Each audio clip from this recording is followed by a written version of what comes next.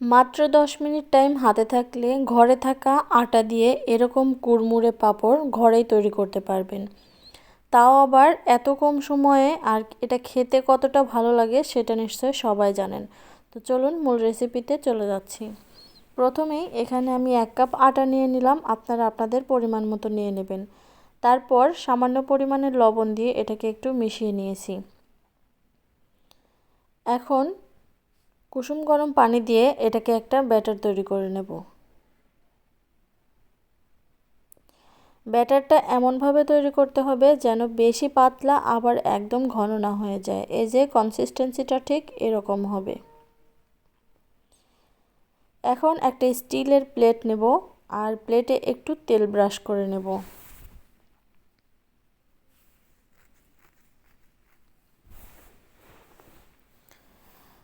তো তেলটা ব্রাশ করা হয়ে গেলে 1 চামচ আটার যে ব্যাটারটা গুলিয়ে রাখলাম সেটা এখানে দিয়ে দিব। তারপর চামচ দিয়ে একটু এভাবে ছড়িয়ে দিয়েছি। তো এই তো শেষ। এখন চলে যাচ্ছি পরের প্রসেসে। কড়াইতে একটু পানি বসিয়ে দিয়েছিলাম, পানিটা টকবক করে ফুটে উঠেছে। এখন এই প্লেটটা উপরে এভাবে দিয়ে ঢাকনা দিয়ে ঢেকে রেখে দিতে হবে 1 থেকে 1.5 মিনিটের জন্য।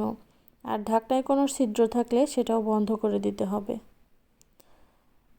তো 1.5 মিনিট পরে এই যে আমার পাঁপড়টা কিন্তু একদম রেডি হয়ে গেছে। আমি আরও একটা এভাবে দিয়ে দিচ্ছি।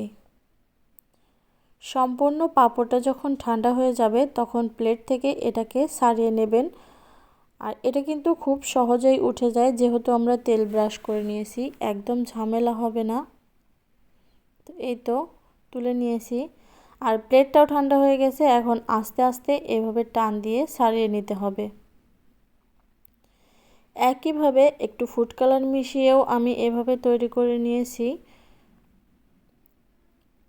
সেটাও দেখিয়ে দিলাম।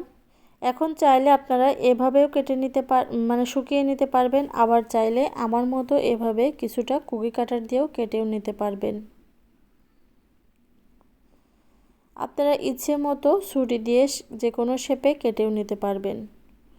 দেখলেন তো কতটা সহজে এই পাঁপড়গুলো তৈরি করা যায়। এখন চাইলে আপনারা এটা রোদে দিতে পারেন, আবার চাইলে যাদের কাছে রোদের ব্যবস্থা নেই তারা ঘরেই ফ্যানের বাতাসে রেখে দিলে এটা শুকিয়ে যাবে। যেহেতু একদমই পাতলা, শুকাতে একদম বেশি সময় লাগবে না। সবগুলো এভাবে আমি কেটে নিচ্ছি।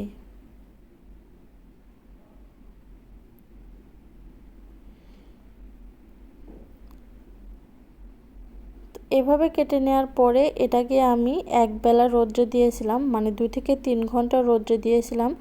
আর 2 থেকে 3 ঘন্টার মধ্যেই কিন্তু আমার পাঁপড়গুলো একদমই খুব ভালোভাবে শুকিয়ে গিয়েছে। দেখতেই পারছেন পাঁপড়গুলো কতটা পাতলা হয়েছে, যার জন্য তাড়াতাড়ি শুকিয়ে গেছে। এখন আপনাদেরকে ভেজে দেখিয়ে দিচ্ছি। তেলটা গরম করে তার মধ্যে দিয়ে দিতে হবে। আর এটা ভাজতে খুব একটা বেশি টাইম লাগে না, যতটা ইচ্ছে ততটা ভেজে নেবেন। আর বাকিগুলো এয়ারটাইট বক্সে রেখে সারা বছর সংরক্ষণ করতে পারবেন। কেমন লাগলো আমার আজকের এই রেসিপিটা অবশ্যই কিন্তু কমেন্ট করে জানাবেন। ভালো লাগলে ফ্রেন্ডস অ্যান্ড ফ্যামিলিদের সাথে বেশি বেশি করে শেয়ার করে দেবেন। আর আমার চ্যানেলটা সাবস্ক্রাইব করে পাশে থাকা বেল বাটনটা অন করে দেবেন। তো সবাই ভালো থাকবেন। আল্লাহ হাফেজ।